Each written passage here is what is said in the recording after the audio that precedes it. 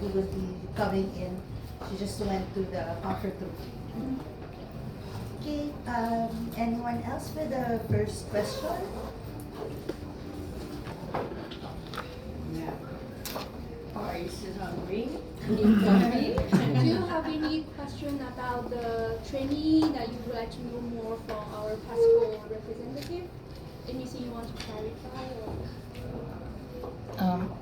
For Ma'am Pasco, first of all, I just want to ask for a short message, a direct message to the Department of Local Government in view of your call to the barangay officials earlier. Kasi nakita po natin kung paano, how effective the barangay officials are in terms of implementing or prohibiting the excessive use of alcohol, especially among the youth, and also to other people who cause problems in the community. So first, of course, I want to have this opportunity for your call to the Department of Local Government. Any appeal to them? Wait lang. Go ahead, ma'am. Go ahead. Pakilakasan na lang po. Okay. As for us micro retailers, we are already doing the first step, which is to be self-regulating ourselves when it comes to the existing laws about the consumption of alcohol, more on the youth na hindi dapat sila pwedeng bentahan from the age 18 and below. Dapat tumutulong na po kami na mismo. We are already doing our part na to limit or to stop them from buying if they are underage. So we are already doing our part. So in collaboration with our LGUs, and other regulations of the Philippine regulations, the PR 1619, which is the provision of sales and consumption to minors. So ginagawa na po namin yung pinaka-basic step. Kami na ang nagre-regulate sa mga sarili namin para hindi makapag-consume yung mga minors natin ng alcohol. Paglilinaw lang po, ma'am. Ngayon po, kasi parang sinasabi niyo po sa amin na parang personal ninyo, parang paraan para masigurado ninyo na hindi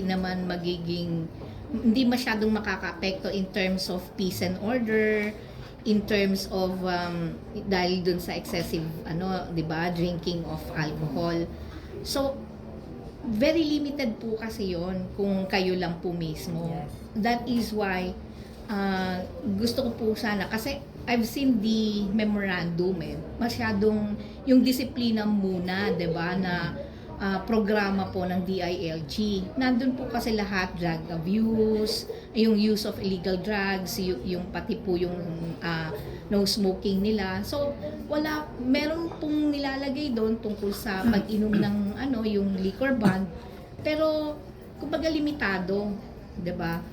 So, are you saying na you are appealing to the DILG of more mas strict na na policy sa hindi lang sa mga tindahan na katulad ninyo, but also to the families within the barangays, or yung barangay mismo magi-implement siya or maggagawa siya ng isang barangay ordinance hanggang sa local. May ganun po ba? Sa barangay po namin sa Wawa, meron naman po rin silang pinapatupad. Like yung pagdating po ng 10 PM, may ina-announce po sa amin dito sa barangay namin, ina-announce daw dapat yung mga minors nasa loob na ng mga bahay nila, tapos may curfew, kumbaga may curfew doon sa at saka gabi-gabi po may nagro-ronda sa amin. So nasisiguro doon naman namin na wala nang tambay diyan, wala nang nagiinuman at lalo-lalo na yung mga kabataan. Pagdating ng 10 PM, nasa bahay na sila. Pero sa barangay nyo lang po ito. Or not all barangays, tama po Iba-iba ba? po May- kasi. Yes. Sige po. May iba. Saglit lang, ma'am. Okay, ma'am. Sige. Go ahead, ma'am. Yeah. Although na-educate po namin yung aming mga micro-retailers or mga sari-sari store owners, alam naman din po namin na bawat barangay ay meron din po silang kanilang mga regulations. Like may mga kasama po kami na mga barangay captains and kagawad as of now, na sila po yung magpapatunay na sila po ay sumusunod din po dito sa PD 1619. Mhm. Okay. So, meron po ba kayong just one word apila sa DILG? Ulitin ko po yung tanong. Apila pa o panawagan sa DILG para ibaba sa barangay lahat. Yun lang po. Siguro po yung kasi minsan nagkakagulo dun sa miscommunication. Siguro po magbaba sila ng pare-parehong kumbaga sa barangay. Kung ano ba dapat, di ba? Kasi kami, ginagawa na namin yung part namin, on our part. On our end, ginagawa na namin. So, siguro sila rin dapat din na liwanagin. Kasi minsan very, very, broad. So, kung in layman's term, hindi namin maintindihan. Di ba? So, siguro ibaba in our own native languages o kung yung madaling maintindihan, hindi lang namin, kundi ng community. Para hindi kami ang sisihin, kung nyari, hindi kami nagbigay, hindi kami nagbenta.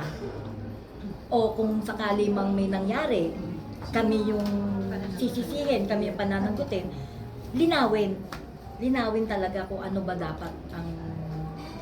Kasi madali namang sumunod eh. Basta malinaw yung batas kung ano man.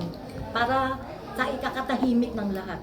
Ng mga retailers, ng consumers, ng community. Question lang.